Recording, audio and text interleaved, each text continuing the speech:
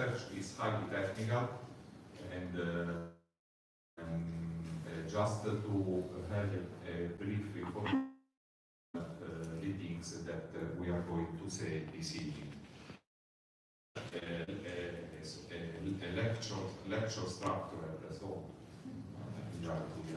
we are saying also some technical details about our technique. So this is the agenda. It is a bit long, but I know that this evening we made a bit late, so we try to fit everything. Synthetic Aperture Radar. Synthetic Aperture Radar is a radar that is located on a carrozza that is a satellite, and this satellite is shooted into the space by a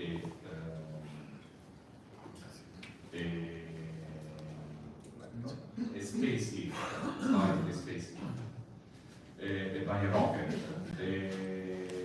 And so the radar produces images.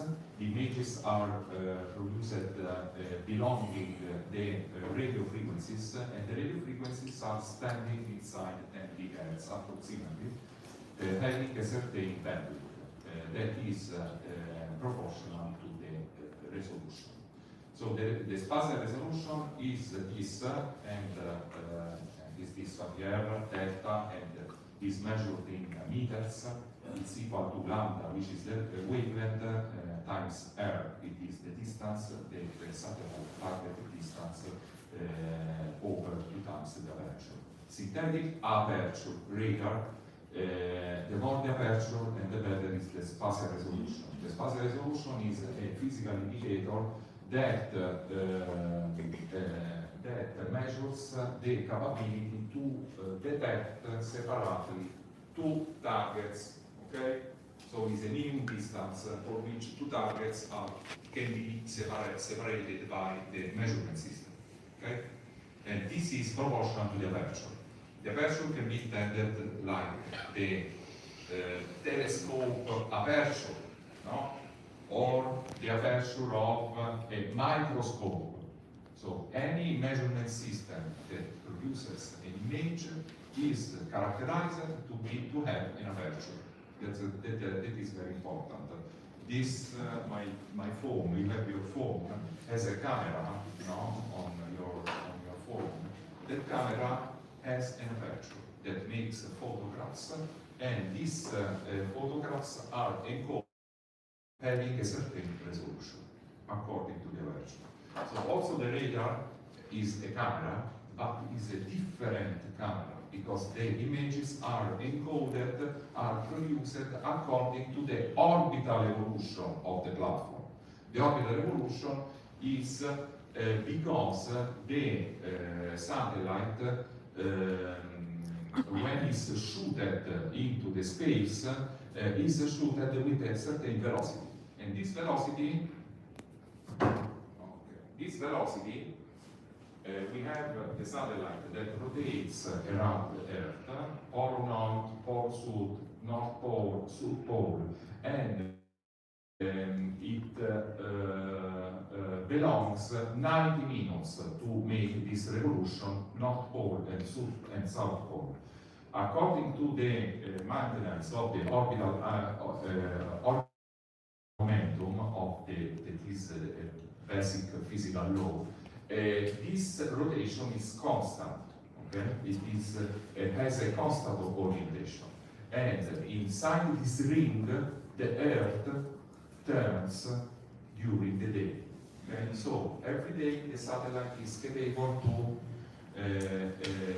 watch at least one time all the Earth. So this is, as Synthetic Aperture Radar, is very important to make Earth observation for civilian application. It is very important. So we can scan the Earth and so make images, radar images of everything, of the countries, the cities, the vegetation, for any kind of application. Synthetic Aperture Radar works like that. We have here we have the platform that moves, and this is, let's say, the target. The target is illuminated by electromagnetic pulses, and the target will give us the response. The response produces the so-called raw data. This is raw data that are just the echoes that we have at the receiver. The receiver is capable to have the echoes, and so the echoes are stored inside the memory, and we have the raw data. How to pass from raw data to focused data is the so-called focusing process that is divided in two. We have range focusing and azimuth focusing, and so with passing through motion compensation, we can recast the photo of the target. This is from here, the target, and we have the photo of the target. And so the image is, in this case, a point target. Of course, Earth is full of scattered point targets, so this is an image that is very nice, in my personal opinion, and I can say that this is a Capella space image, and I thank Capella because they gave us for free this image. We can see that it is a colored image because we have used 3 Doppler bandwidths in order to have a color coverage. And in this case, we have a colored image. These are the pyramids here. You can see that this image is a bit different with respect to an optical image because we have a different kind, a different mode to project the image. This is a focused image. This is very similar to an optical image, but this is radar. So, just to tell you, we recast about the state of the art of synthetic aperture radar. Synthetic aperture radars are used for monitoring the Earth, infrastructure monitoring, so we can, for example, monitor the dams here, and also earthquake monitoring here. Why? Because it is very important that radar data can be used building in the space an interferometer. The interferometer is a particular device that is very important because with interferometry we can transform a phase information of radar into something that we can use by to make topographic reconstruction. This is the phase. Topographic reconstruction is used to perform infrastructure monitoring because radar is very, very sensible. It means this. We have this object. This object is here. We are observing this. The satellites. The satellites are flying in the space at 600 meters. I'm sorry, 600 kilometers of distance with respect to the surface of the Earth, and if the target moves also 1 millimeter, the radar is recording these movements. So the state of the art of synthetic aperture radar is this: we can detect the physical displacement of large infrastructures. That's very important with millimetric precision. Just to show you, this is the Mosul Dam, which is a dam that is located in Iraq. Okay, we should have a short video, but it is not important if it doesn't work. According to a technique called persistent scatters interferometry, we can detect the physical displacement, the physical distortion of large infrastructures with respect to time. So, according to a persistent observation of critical infrastructures, we can perform infrastructure monitoring. Okay, we can use radar and synthetic aperture radar also for monitoring the oil extraction. Why? Because maybe we are observing this place. Here we have crude oil extraction. While we are extracting the oil, we can see that the surface of the earth, we have a subsidence, millimetric displacement of, because we are emptying this pocket. And so we are, it is possible to observe also the monitoring, let's say like that, the oil extraction. Okay, so this, since now I explained you the state of the art of radar, and here we are maybe in 2019, where with Corrado Malanga, we were studying in detail the pyramid. This is a radar image, two radar images of the pyramid. We can see that the nature of the images of radar that is different with respect to normal optical images. But we can consider that these are very good photographs. And just an example, there are two types of image projection: high layover and low layover effects. So we noticed this, that every photograph is affected by motion. Okay? Nothing is fair. Everything moves. Everything. So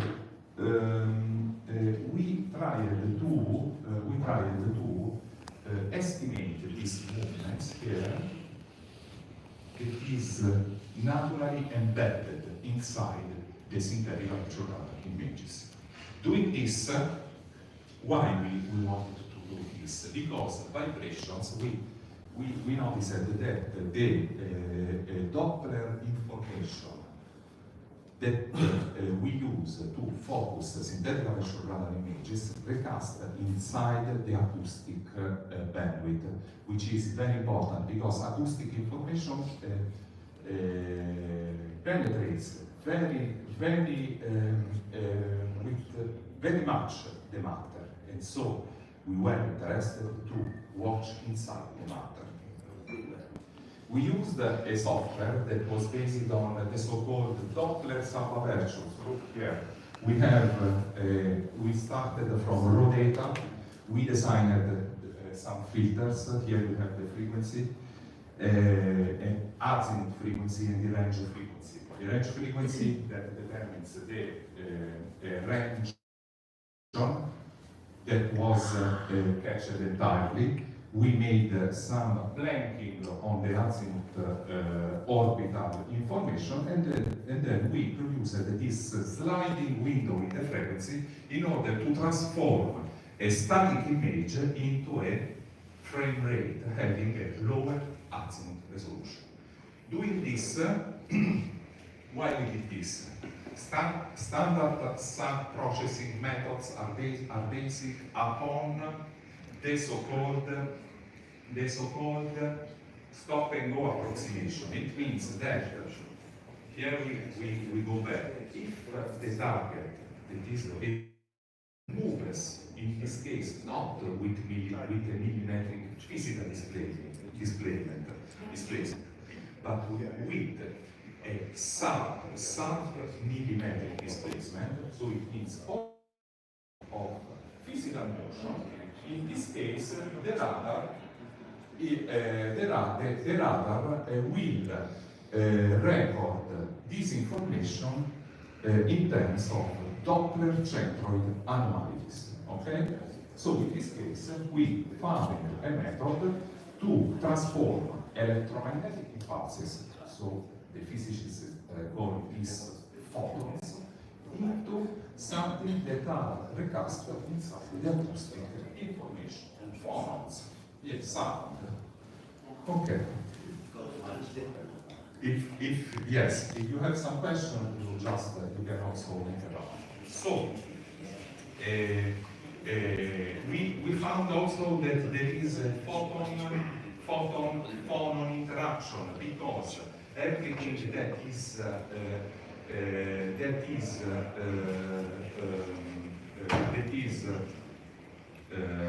transmitted with electromagnetic energy and interacts with matter, this interaction will produce, yes, a backscattering energy inside through the receiver of the radar, but also the production of physical vibrations.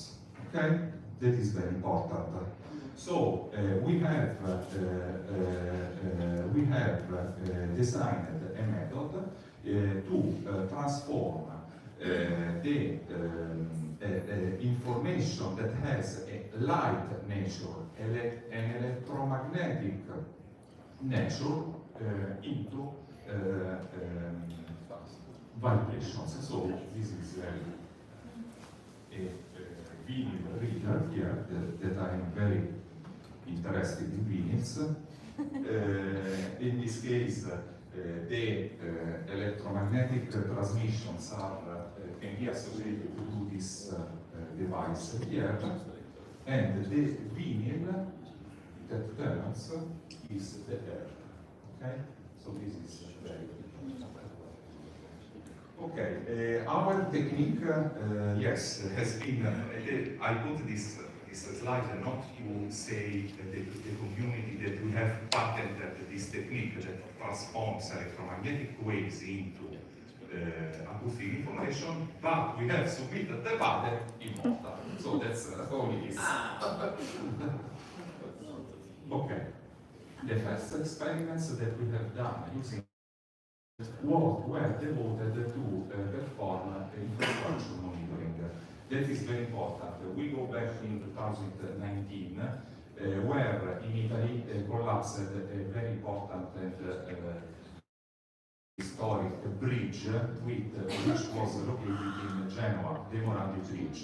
When the Morandi Bridge collapsed because assumed a very dangerous resonance frequency due to a storm, and so we found that the technique that recasted the state-of-the-art in synthetic aperture radar, so persistent scatters interferometry, could be failed in performing bridge monitoring. So we had to design a new method to find anomalies, vibrational anomalies on bridges. And so we found this. Look, here we have accumulation of energy, which are vibrational energy accumulation, where the cracks on the bridge are present. Then we moved also, this is a radar image that is overlapped to the Google Earth image, and here we find the backscattering information due to the cables, the high voltage electric cables. And so we tested this method in order to estimate the vibration, the 50 Hz vibration. I don't know if you went, if you never go under the windows, you say that you are listening to the report. The listening of this noise, it means that you have the physical vibration of the matter. This physical vibration has been detected by radar, and we have the physical vibration that we have measured from the space. This is the spectrum of the physical vibrations that recast perfectly inside the 50 Hz. Into the 50 Hz of the electric lines. Okay, so our technique is also able to perform activities like crude oil pockets detection, because this is a prospection of the Earth, below the Earth. These are here we don't have the legend, but it is 5 kilometers this below the Earth, so it is very sensible to go below the Earth, and these are the stratification that we found. Looks like an the soil stratification. This is a vertical crack of the earth, so this is very important, just to show you the potentiality of our technique. So I show you that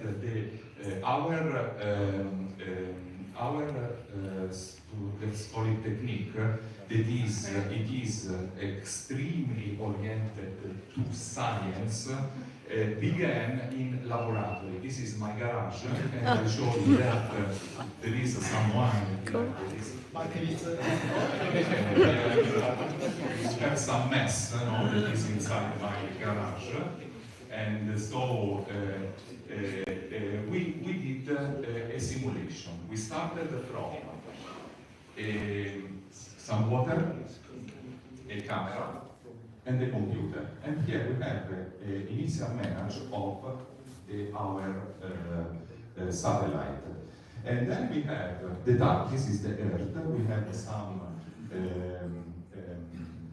let's call it some space where we don't have matter. So matter, not matter, and matter. And here we have, this is the vibration generator, and this is the camera that catches the images. And so we began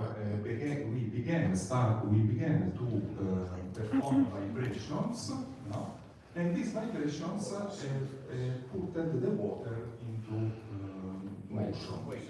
This motion, we recorded this motion. So this is the raw data of the vibration, and this raw data has been focused in order to retrieve the picture of what there is underneath. So we can retrieve the shape of the table, these things that recaps on all these targets that we are performing the images. Okay, so from the laboratory we passed to the space. Once that we knew that it was possible to retrieve the acoustic information of what was below the table, the water, we passed to make some experiments by using satellite. So this is, we moved to United States. This is the Carlin tunnel that is located in United States.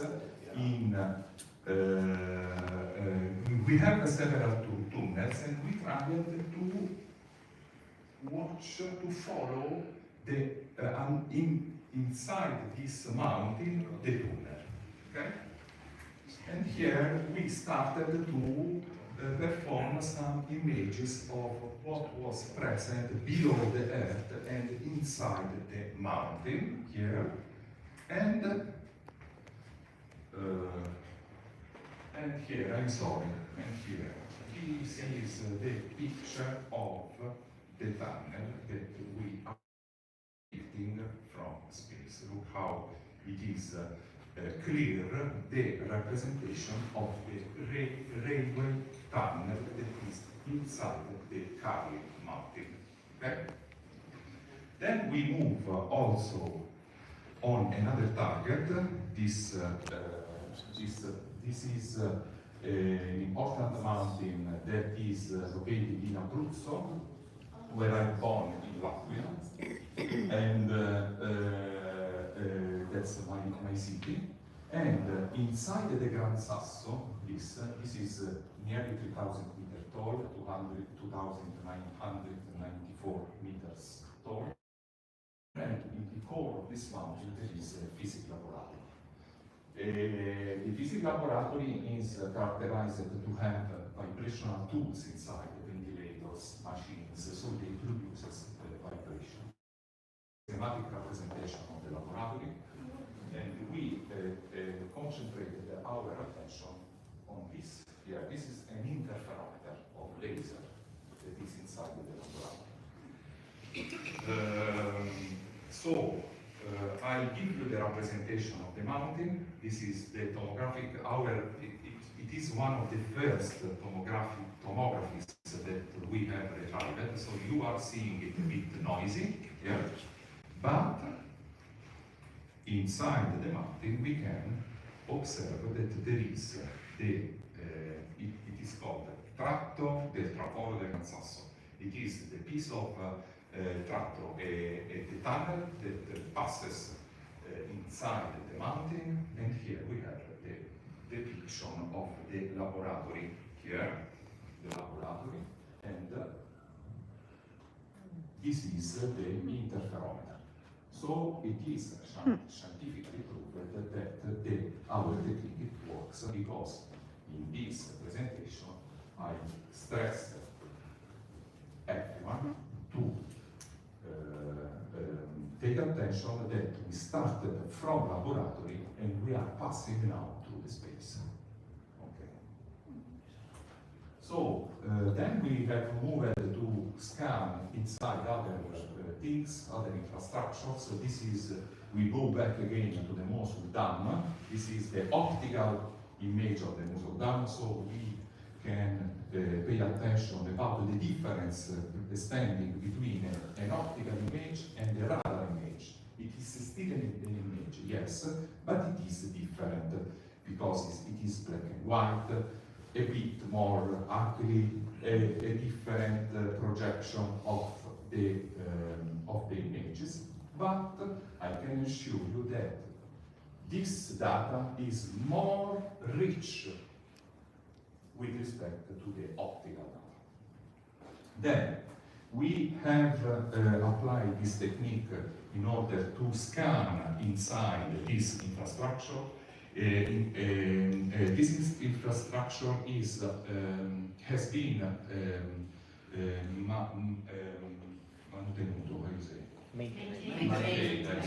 has been maintained by an Italian company which is called the Trevi, and they performed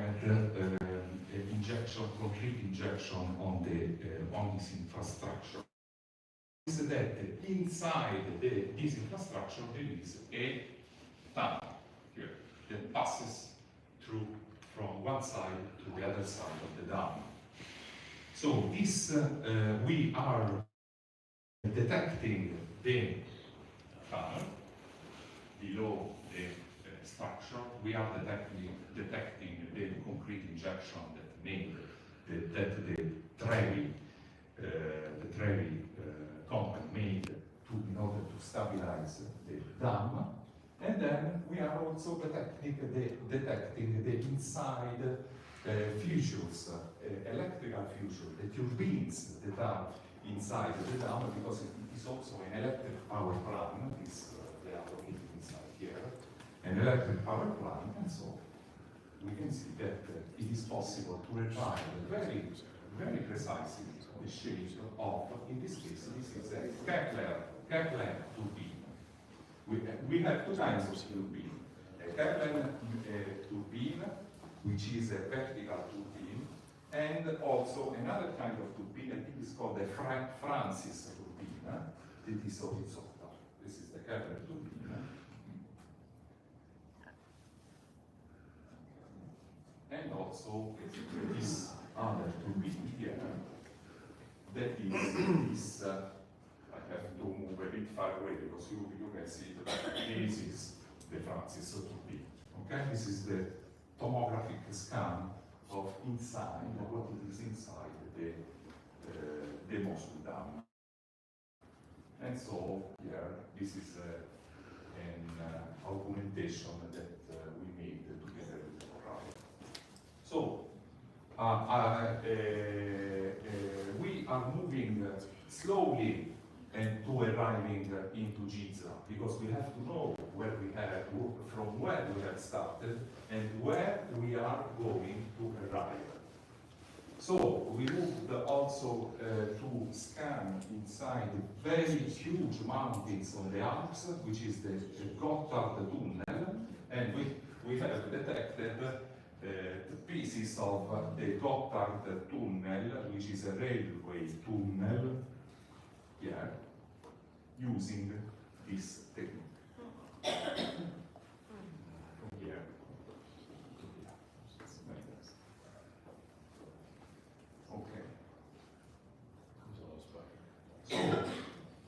now this picture was cited by Joe Rogan because it was published by Stacy Liberatore that she writes for the Daily Mail, and because in the press conference that we made in Bologna, we gave the attention about the known structures that because we are concentrating in depicting known structures that are underneath by our technique. This is the Osiris shaft. The Osiris shaft has this particular shape. We have a multi-layer shape, and according to this slideshow, we can detect very precisely the shape of the Osiris shaft. And we know we are watching, according to these tomographic results, we can understand that the Osiris shaft is going down more with respect to the scale that we know that can be. Okay? And we can see this enormous structure here that is located 2.5 times more deep with respect to the known structure of the Osiris shaft. Yes. So I have a quick question. Yes. So we live in Egypt. Yes. And we have spent an extensive amount of time on the Giza plateau. Yes. I've been in the Osiris shaft on a number of occasions. Yes. So the Osiris shaft runs below the causeway that leads from the central pyramid down to the Sphinx. Can you explain where is the causeway on this image? What's the causeway? The causeway is the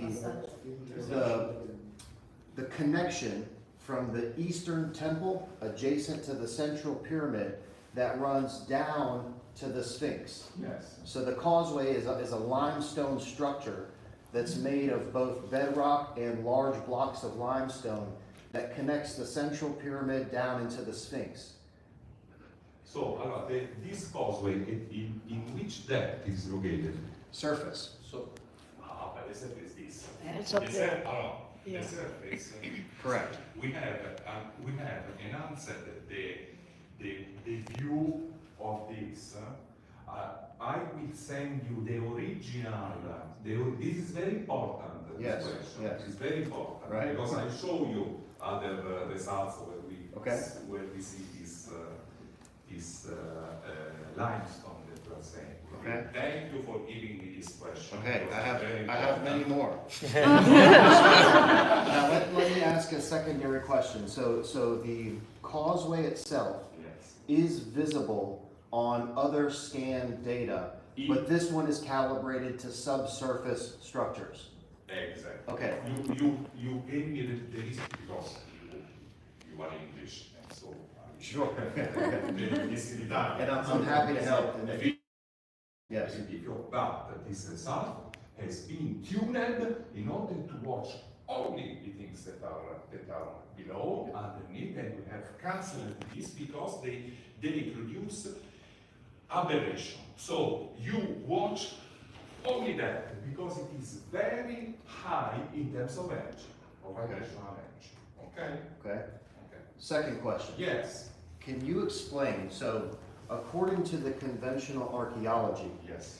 the Osiris shaft is unique in its descending down into the bedrock. Yes. So it's the only feature that is known on the Giza plateau Yes. adjacent to the cause underground. Yes. So in your image, what is the signature on the left? This one. Correct. This one. What is that? Yes. We have to.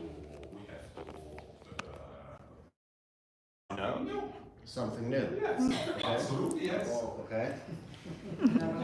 Great question. Okay. So I will say that along the causeway, Yes. so there is a transverse passage that runs from north to south below the Absolutely, causeway yes. that is the opening and entrance into the Osiris shaft. And there are several other of these transverse openings Yes. on both sides of the causeway in several different areas. So that it's certainly track possible that these- there is something there. Yes, Yeah. we will track precisely all these objects by observing not only one scan, but different scans. Yes. Okay?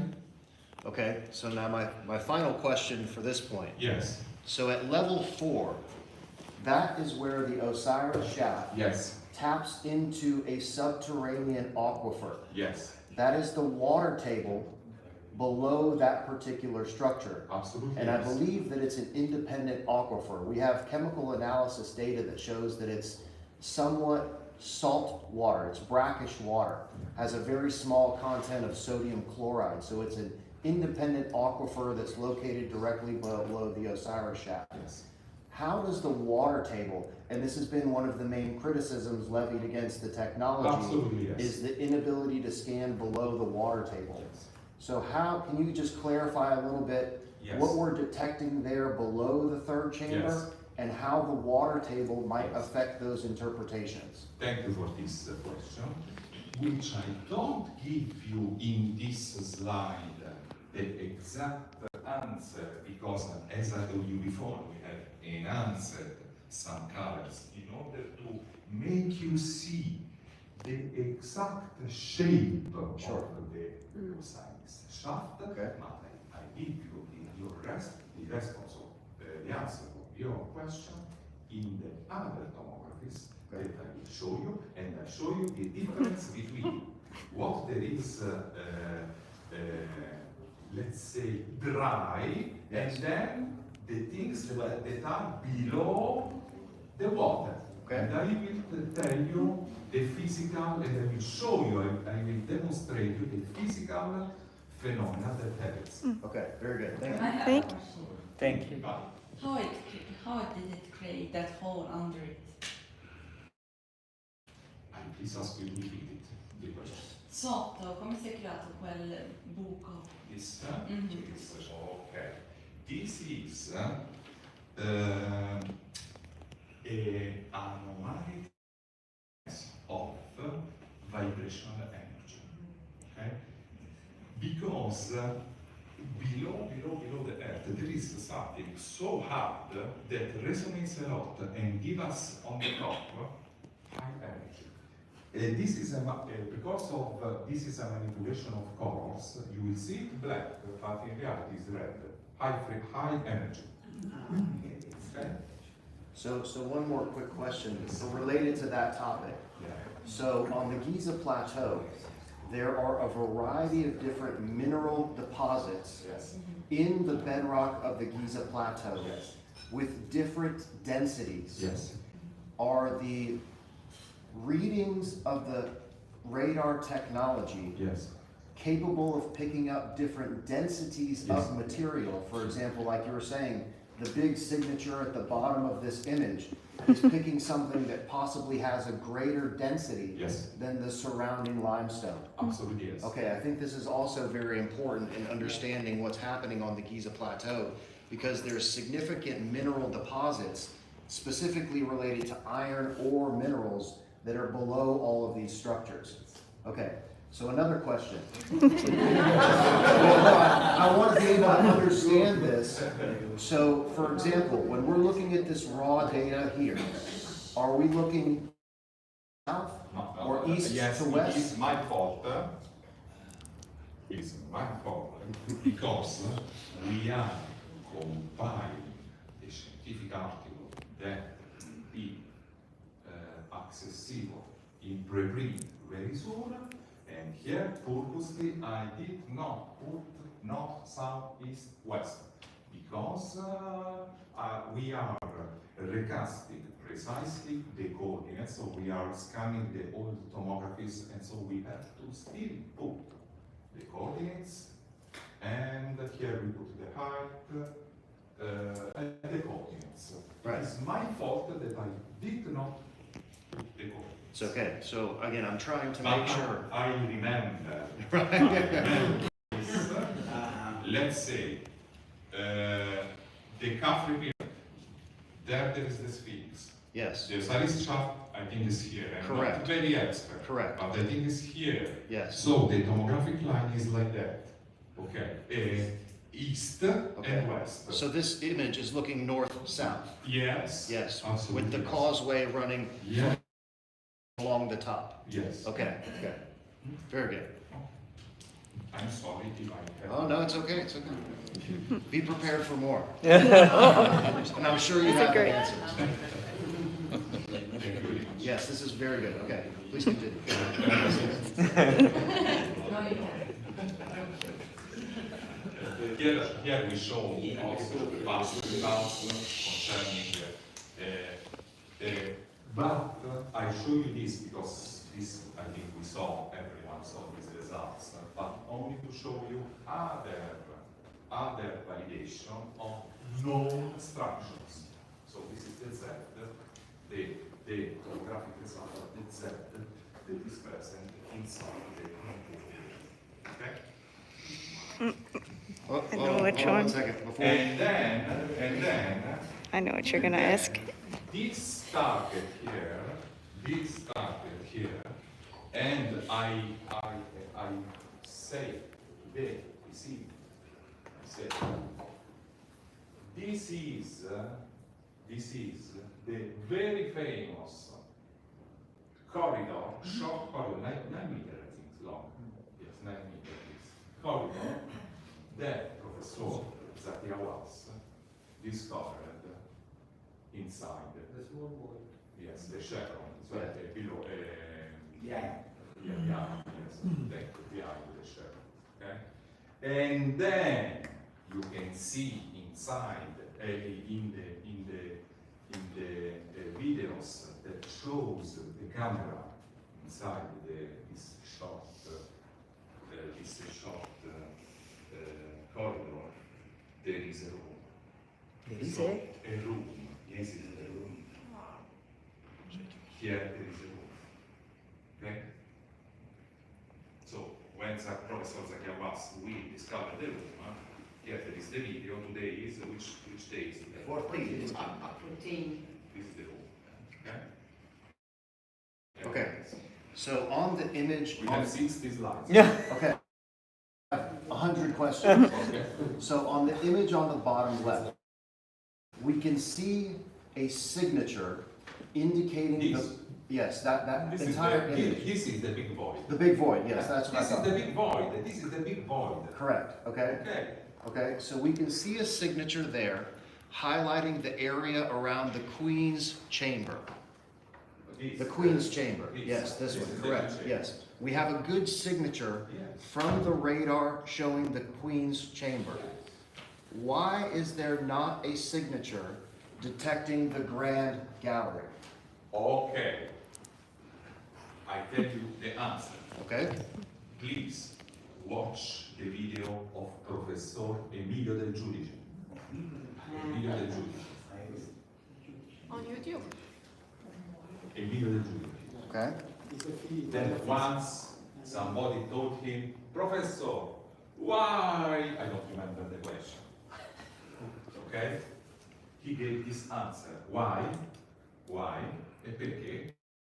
Andrà. So Drink and you drive. can take one question and take the answer you said. You don't have the answer of any question. I don't know.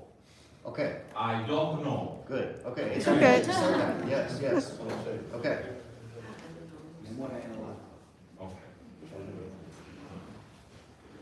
and it is a mark of a good scientist to be able to admit when you don't have the answer to any specific question. I've heard it proposed that it's due to the angle and the orientation I of the Grand suppose it's Gallery. due to the angle, to the tomographic line. Okay. I have a lot of tomographies where you see very well the Grand Gallery. Okay. Here, you don't see. I'm Right. sorry. It's okay, no, I'm just, again, I I'm want to sorry, be. no? I'm telling you, I'm sorry. But because it's like that, science is like that. You don't always observe things that you expect to observe. Right, Okay. right. I challenge you, you have to do 60 slides, but it's important to stress this. I want to remember Italian scientist Enrico Fermi. Enrico Fermi used to say this, their rector to Hector Majorana, their rector because he was his scholar at Majorana, their rector. When you perform a measurement, and your results are compliant to your expectation, you did the measurement. Right, yes. But if your measurements are not compliant to your expectation, you perform a discovery.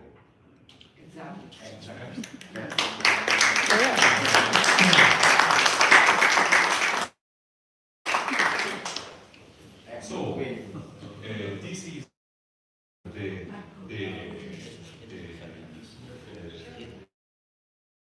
We ask them here about the we limestone. are.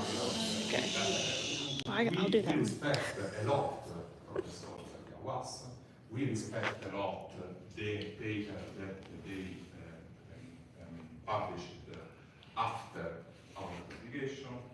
We cited him, but he didn't cite us. It's not a problem. Just to say, on parler, okay? On parler. So, I show you other things that we are doing. We are working on. We moved to work on Khafre pyramid, but also we are working also on other things here that we are sketching, we are finding, and you will appreciate these things on the scientific article. And so we can do now a short recast of what we, at the end, we will show you new things, absolutely, and I still have to give you the answer of your question about the water that is underneath. So this is some initial tomographies that we made on the Khafre pyramid here, and here, and we just began starting in watching some structures that we didn't know anything about the shape and where these structures here. But continue, and this is the datum here. The datum is the surface of the Earth. This is where the initial tomography was performed on the Khafre. But inside there was some blurred targets that we could detect inside this infrastructure. But going deeper inside the processing, so passing time, we was able to detect other detailed structure located inside the pyramid, but not below the earth, from the bedrock to the top of the pyramid. This is an horizontal scan that we performed, interpolated to several vertical scans that we made of the Khafre pyramid. And so with Corrado, this is, you can see this on the video of the conference that we made in Bologna, where Corrado explains very well this procedure that we did. So I don't want to repeat the things that we just read. But it is important to stress this, only to remark the fact that we are using the scientific approach, so to track into space, to track into space. So let's say target 1 from here, we recognize it here. Target 3 from here, we recognize it here. 1, 2, 2. So we can track into the space the different targets. Okay. Here we move on this tomography that I liked to propose you. This is Capella Space. Capella Space is an American SAR company, and here we are scanning the entire depthness of the Khafre pyramid. So here we have the datum is here on the top, like that. So maybe here. So from the top to here is quante è alta la piramide? 137. The number 137. The number actually, but not in the original. So 137. 137 in order of depthness you have from the top to the datum and so scanning below. Here we are detecting the pillars here from the top to the ground here, like that, and like that. And you can notice from who is far away from this screen that there is a spiral nature here that attracted our attention about the pillars. That's very important. Look, here it is absolutely visible here, like that. Okay.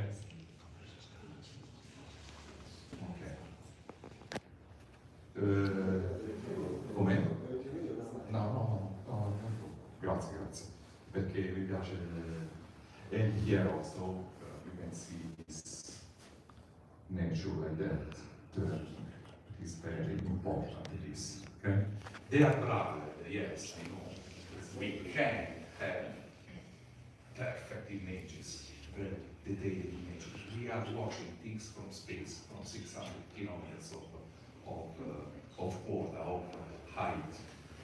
Okay.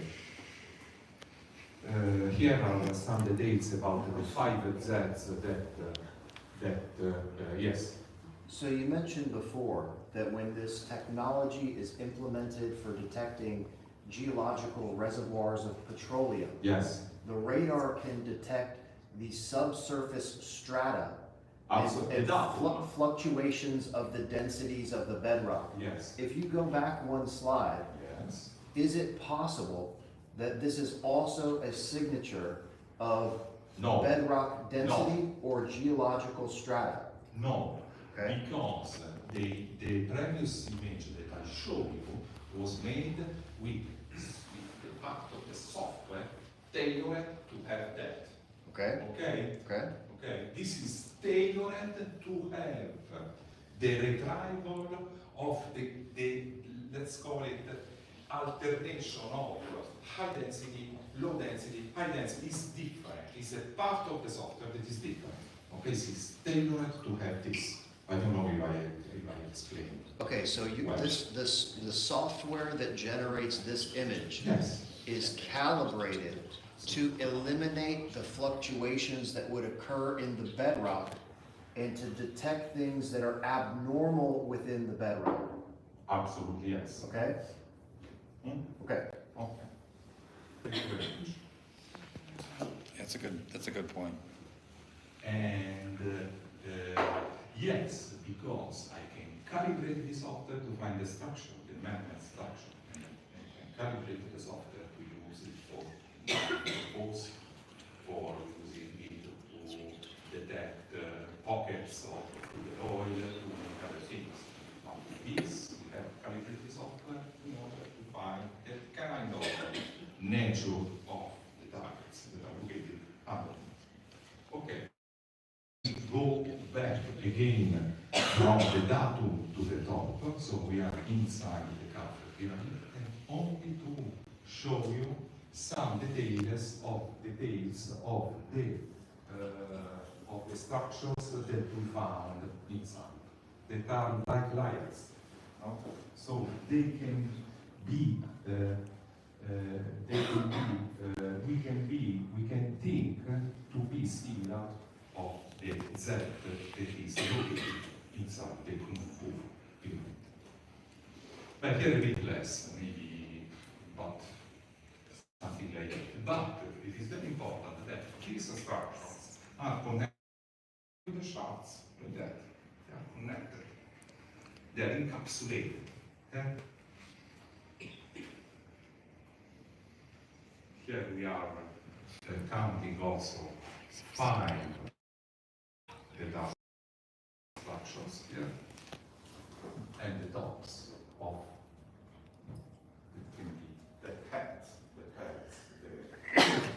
Let's see. Okay, so I have another question, and I apologize for all of my questions, but I have been pretty diligent in studying both your initial paper from 2022 yes, and also the new findings. yes, And one of the criticisms of the new findings, yes, so in the image on the left, for example, yes, we should also expect to see the Belzoni chamber, yes, the lower chamber, yes, and the series of connecting shafts that link those.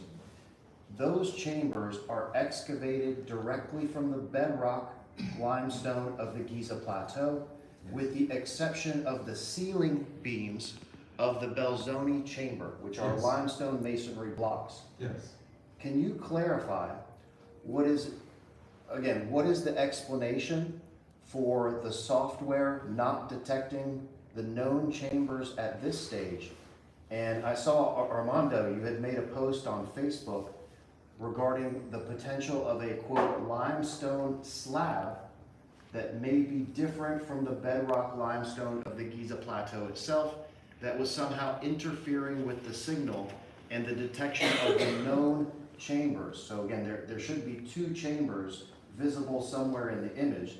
Can you elaborate a little bit more about the detection of the known chambers and why you think that might be the case that we aren't able to see those in these images? I will thank you for this question. Yes. Una premessa non si dice. I promise. Promise. Yeah. I will make you a promise. I mean, we'll make a promise. Promise. Everyone we will ask ourselves how much time physicists inside the Gran Sasso laboratory, for how much time are observing, are trying to observe the Majorana neutrino.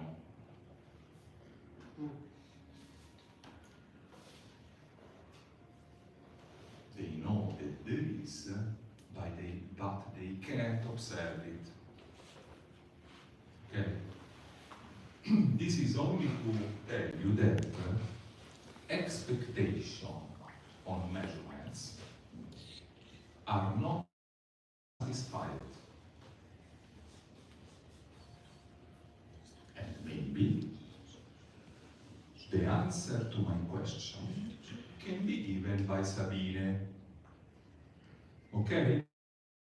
Sabine will give you the answer. Okay.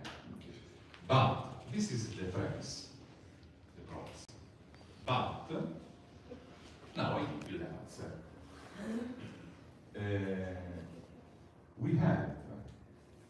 We found 2 tomograms where I don't have it here, and I'm sorry, but I will send it to you via email, where Corrado found the Belzoni chamber.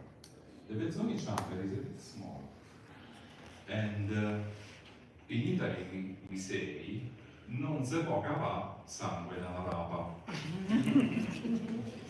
It means that it is not possible to extract blood from la rapa e barbabietola. Okay? Okay. It means that when you intend to expect a result from a measurement, sometimes you will never find that measurement.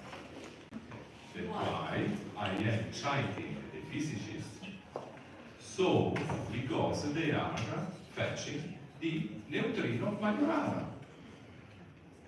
I'm still waiting. So Sabine will give you the answer. Yes, I don't have it, and I'm sorry for that. It's okay. I don't have it, I'm sorry. Then the bedrock. So why is it sometimes you have, sometimes not, depending on the configuration of the software, or It depends on the orientation of the tomographic line. Okay. It depends on So a lot of things.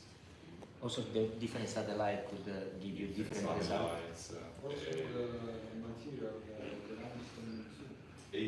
because we have it and we don't have it because of the orientation of the tomographic line tracing.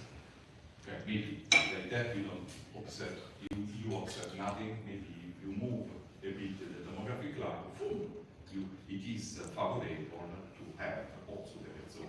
Absolutely. How long does it take to take one image? We were telegraphy in telegraphy because the problem is, okay, why don't you use a tomographic line where you can see the solution?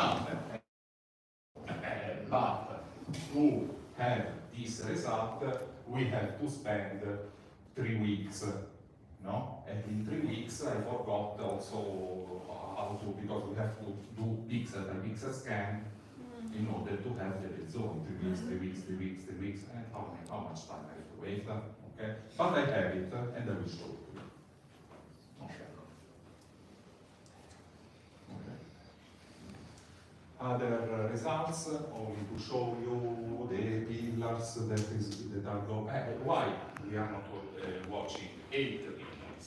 Because we have to scan tomographic lines, 4 tomographic lines, you know, in order to see inside, in all dimensions, inside the matter. But to reach into these results, we have to spend efforts in terms of processing time. And as we said earlier with Corrado, we are doing this without money. Okay? We have only 2 computers and enough. So I'm sorry. Okay. I go a bit faster, just to show you other results where we are depicting the pillars. I want to concentrate these things on the pillars, because these pillars I like them a lot. So this, and they go below there, where we are seeing structures that are characterized to have angular 90 degrees angular shaped structures here below the earth. Okay? But now I show you other things. I just This have is a question. Khafre, yes.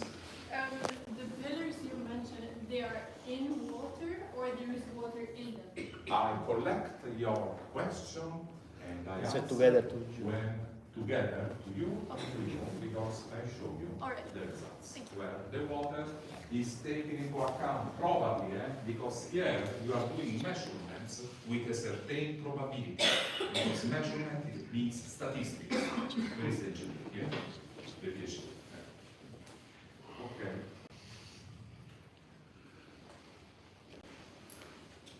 This is Khafre.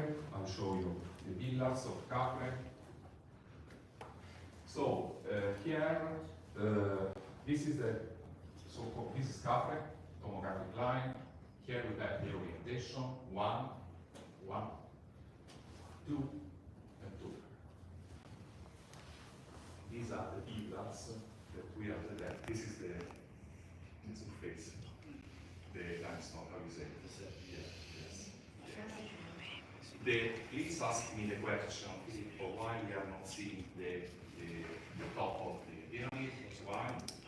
I want to hear this question because we are using a particular SAR image where we have a very exaggerated layover of effect of the pyramid. So when we have an exaggerated pyramid, we are not watching the top of the pyramid, but it is tailored to scan very extremely under. Okay? That's very important. So here we have the pillars, and here we are concentrating our with Corrado in these days to this part of the pillars and this 1 and 2. here we have the pillars, here we have the spiral nature, and we have a core on the center of the pillars here, very important, okay, later. The core of the shaft, and here we have the nature, spiral nature of this. So this is another that give personal to personal answer that I'm giving to Sabine. Very good. Okay. I guess, yes. Water. And Yes. water. Look here how bright is this. Yeah.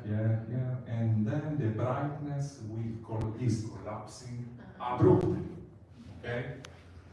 It's 100 Probably 100 feet. here, from here, begins the water. Probably. Here. We have to dig and go and measure directly. This is Cyrus the shafts most 100 feet. 600 meters. that we can do. Let's see. Armando is going to live in Egypt. They are going to moving to Egypt. He will help us to do this. If they don't call me, I go inside first. He will go deep inside. Armando, you can send me down. I have no fear. I can go. Look, water. Look here. Please take photos about this. Here we have everything. Come si chiama questo Armando? The limestone, layover the layover. No, I'm saying this for the debunkers, not for you. Limestone, pillars. This is a panoramic view of what we are watching. Water and the collapse of energy. Because the water absorbs the energy. Okay? This. And here we have the rooms that we have announced to the press conference. 1 and 2. 1 and 2. This is very important. Look here. We have performed augmentation of the software because now we are processing also the polarimetric information. The polarimetric information takes into account also the orientation, the physical orientation of vibration. Electromagnetic waves are polarized.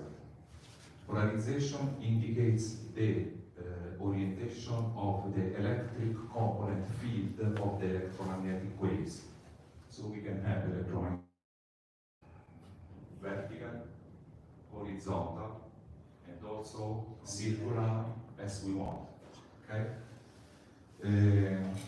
SAR images are also polarimetric in the electromagnetic sense. Here we have made our tomographies polarimetric in the vibrational sense. So it means that the vibration, you can have horizontal polarized vibration, vertical polarized vibration, or other kind of polarization.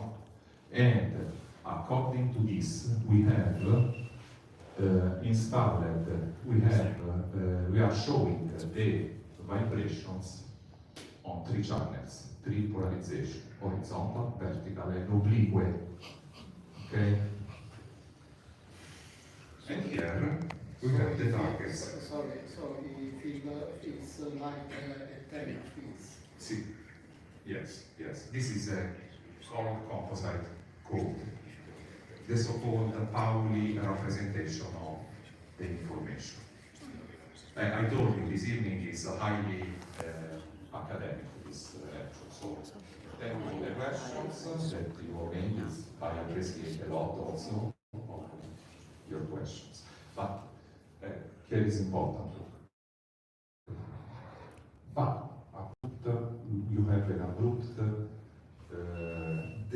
variation of the energy where we are observing the pillars. Okay.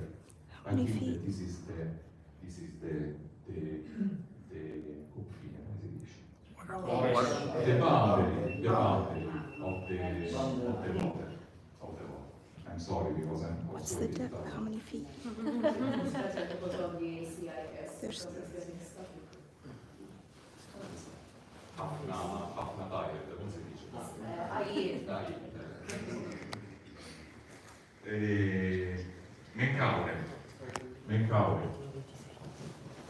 Menkaure, pillars, and room. 1.2 kilometers below Menkaure.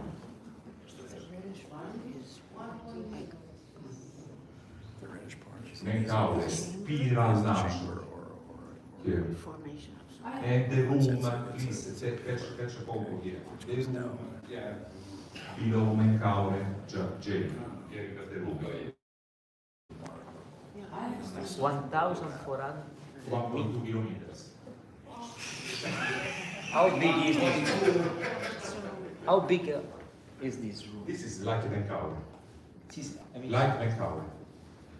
Size of Mangal. Yes. This is the size of Menkaure. Yes. wow. That's big. I have a question. How did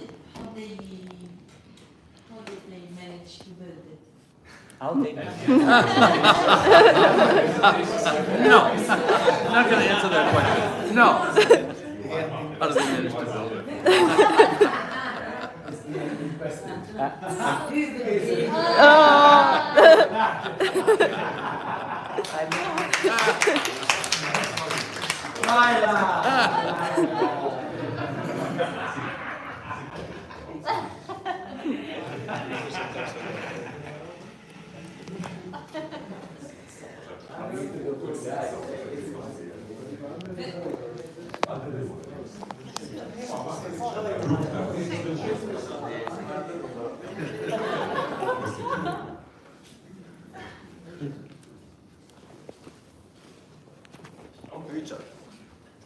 Spiral measure, the room is 100% visible. This is the room, the limestones, and the layover.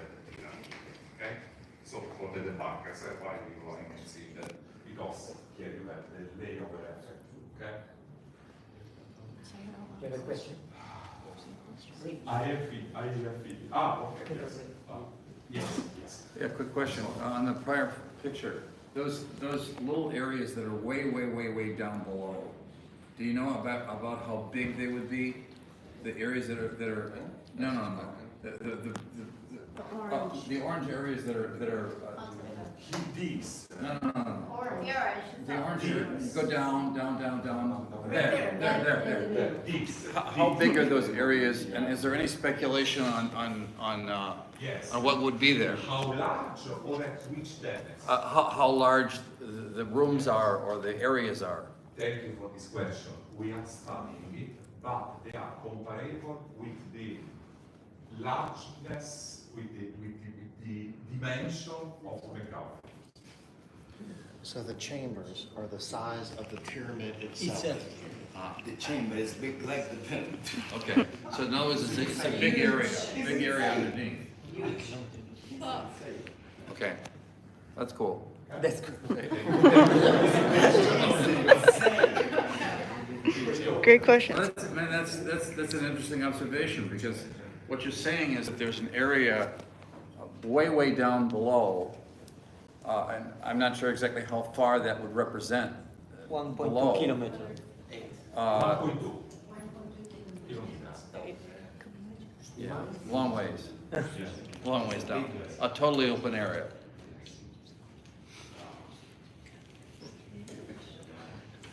Okay, well, I'll say something about your interpretation. Menkaure, pillars, and room for Menkaure. Please ask me the question, why you are not watching the variation? Because we have tuned the software to eliminate depth the depth of the water, and so we have this in order to enhance, we wanted to see how many pillars we have the depth moving. Yes. So, side question. Yeah. We've mentioned several times in the series of presentations a structure known as the NC2, which is the opening into a tunnel and cave network that runs below the Giza plateau. This was explored in the very early 1900s, and that this tunnel system runs from the northwestern corner of the plateau and follows all the way below the central pyramid. This was by Sultan Caviglia, the early explorations. Yes. Have you turned the software onto the Tomb of the Bird tunnel system to corroborate the distance and depth of that tunnel and cave system? Because I, as well as many other researchers like Andrew Collins, believe that the Tomb of the Birds and NC2 are one of the access points into the subterranean system below Giza. We are working. We are working. Nice. Good, good. I love it. And I've been inside of that complex on a number of occasions, and it definitely goes further than we are able to currently explore in the lowest depths of the tunnel system. Thank you for the question. Thank you. Thank you for being here. Beautiful. Thank you for the question. And thank you. Thank you. Thank you to share your knowledge. Thanks. I don't know. This is important. I think it's the last one. I don't know. Yes, this is very important because we make a recount, no? We make a recount actually. We are linking, here we are watching several things. The spiral nature of shafts, presence of the shafts, spiral nature of the shafts. Here. Okay? Look here. Look the sinusoid here. Look. Forza Bine. This is Forza Bine. J. Forza Bine. Okay.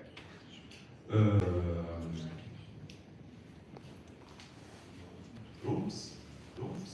This is the 3D that Quran made. It's not in scale. This. So this has to be only to show how it is. And I think you just answered a very important question. So there's also been some curiosity for the extrapolation from the data into the 3D model. So who was responsible for interpreting the data? All the team. And creating All the team. Model is not AI generated. No. It's done by your team. Filippo, Corrado, and Armando generated. Okay, so you essentially studied the data and then built the 3D model yourselves. You build the 3D Not AI. model. From the scans, the 3D model. We use AI only to try and retrieve some, that we had it also very high, some probabilities. They are AI. We in which probability we are watching this, and the AI give us the probability. Okay? Yes. Have you had any other organization that you've worked with to vet your software? I mean, I'm stopping it. Have you had other? Have you had any other organization which have tried to vet your software? Yes. And work with it? Thank you very much. It's very important. This a foundation gave mandato, come si dice? Sent Professor Howard Zebker, full professor in Synthetic Aperture Radar of Stanford University, to replicate the Doppler. Okay? So they're working on replicating your software? On the Giza Plateau or just elsewhere? Just replicating the method. I think they will do the not the Giza. I think so. Okay, Gold. just to prove that your concepts So work. if you were right or not. Stanford is working to replicate the method that we are watching now, this evening more.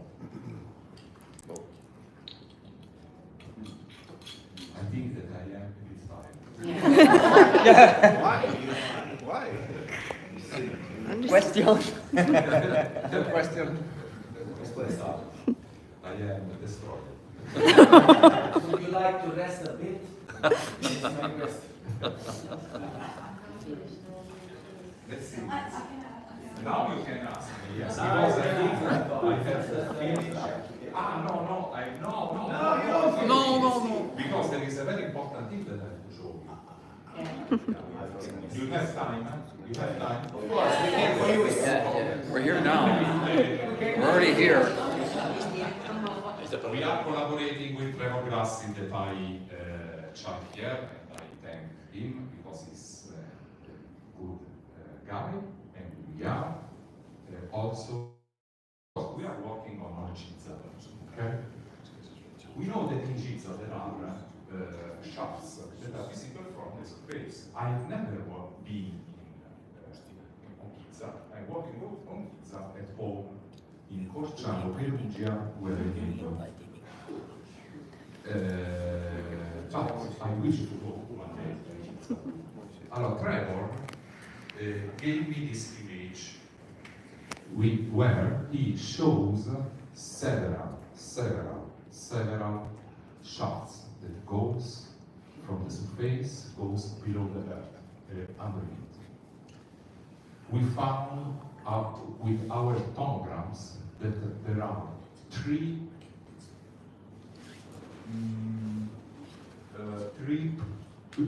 places here, A1, A2, and A3, that are massively full of shafts. Here we can see them also from Google Earth, but here and here, no, because they, in my personal opinion, this is only my personal opinion, these structures are postumi, sono state costruite dopo. Post pyramids. So they just cover the entrance of these shafts, these shafts. Here they are visible. Ta-da! Shaft. If you live there, Yes. you see the shafts are blocked at a certain level. This one in particular, let's say this. This is tomographic lines. And ta-da! The shaft goes 1,000. Another 1,000. So one thing that's interesting, so we live in Egypt, and we've spent literally hundreds of hours on the Giza Plateau. So if you go back one slide, the area called the Western Field, where all of those mastabas are located, if you climb on top of those mastabas, you can still see down into those shafts. So if you look on each one of those little rectangles, there is one shaft in each one of those rectangular structures that goes down into the bedrock. And you can climb on top of them and see down in We there. are measuring that. Yes. We will publish these results. And on your next slide, And this is a validation. correct, those vertical shafts are also connected via transverse horizontal shafts, Yes. which is what you can see there. So this is very interesting that This you're is an network. correct. Below there, you have partolamenti. So we can go here, make a so-called cantiere, come si dice? So we A don't need to- safety cantiere. We don't need to make. At work. No, you need it because they are tougher. At work. We will make a something like a What site? a safety working site, no? And to go down. We can go down here, look, this is very simple. Here is tapped, look, here. But after this is not tapped anymore. You can go down, down, down, and then you can watch inside this room that is full of things here. Look, come and see. Come and see. May you move the chair, please? Can you move? It's full of open areas. Thank you.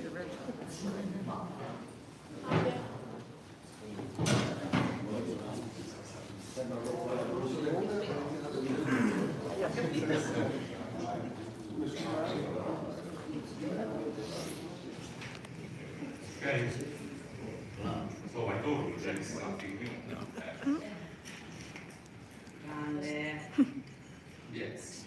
With this evidence, it seems like it's going to be impossible for traditional Egyptologists to maintain that this is built by Khufu and Khafre. May I ask you to repeat? Please, yes, please. Stand up to each other. All right. With this evidence that you presented today, it seems like it's going to be impossible for traditional Egyptologists to continue to maintain that these structures were 4th dynasty built by Khufu and Khafre and Menkaure. That would be my conclusion. Yep.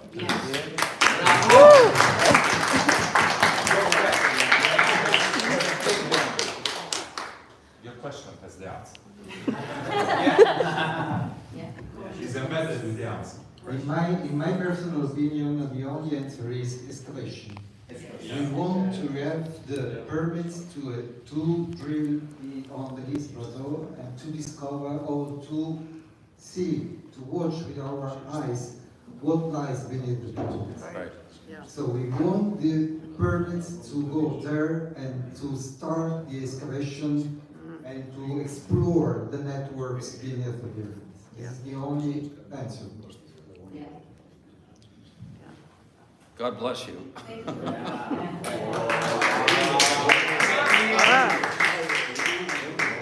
And this is the 3D model that we are working on with Corrado Malanga, our professor.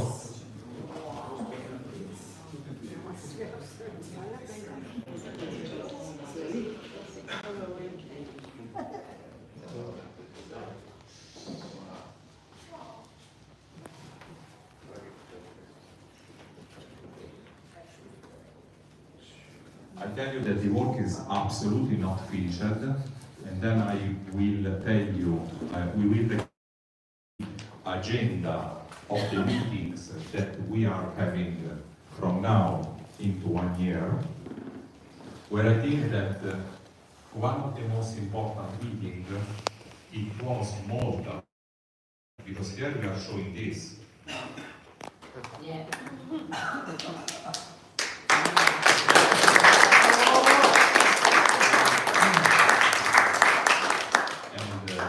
And what this is showing.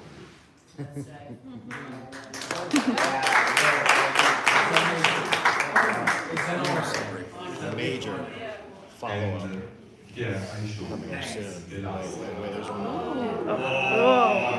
Look at all the tags. No, this is the last. This is Christmas today. It's Christmas. This is Father Noel.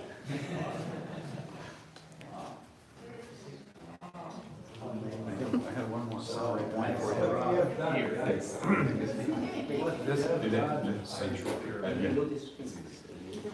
One. This is this. Look, tag 29. Tag 29 is the Sphinx.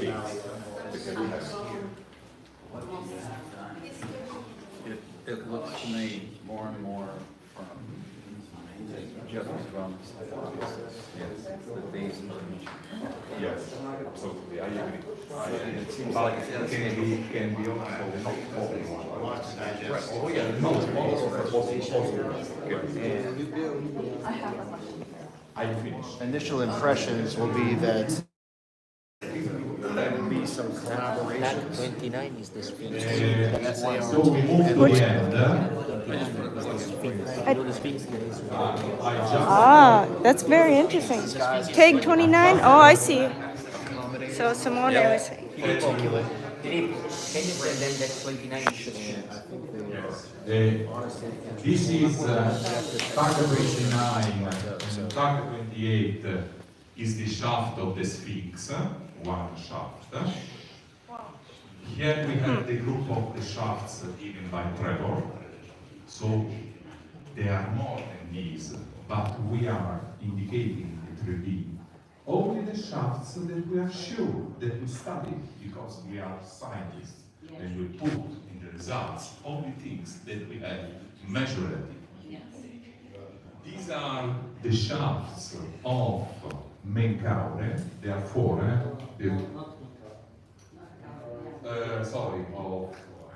of Hnum Khufu, there are 8 like that. These are the shafts of Khafre with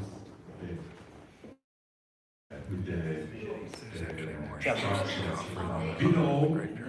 We can notice that we didn't put anything because we did that. They have the 8 as composed to the other ones. Menkaure. 4. And here we are. These are the 2 rooms that we saw on the shots of Trevor here. And so, the agenda of the Khafre Research Project activities are these. On the 27th of July, we will see in Spoleto, Italy. If you are interested, there is the flight that belongs from Luna Airport from Malta to Perugia, and you can go in Spoleto, which is very near. Yes, and there is also a streaming, a live streaming in English that we are organizing. And if you, I tell you in live here that you have to contact Francesco Liberati. Francesco Liberati, and I will give you his contact. And then the last appointment is probably, but certainly, in June, May or June in Verona. And you can contact Nicole Chico. In Verona, we will show everything. The end of the project. End of the project. The end of the project. Okay? So, Thank thank you very much. Grazie.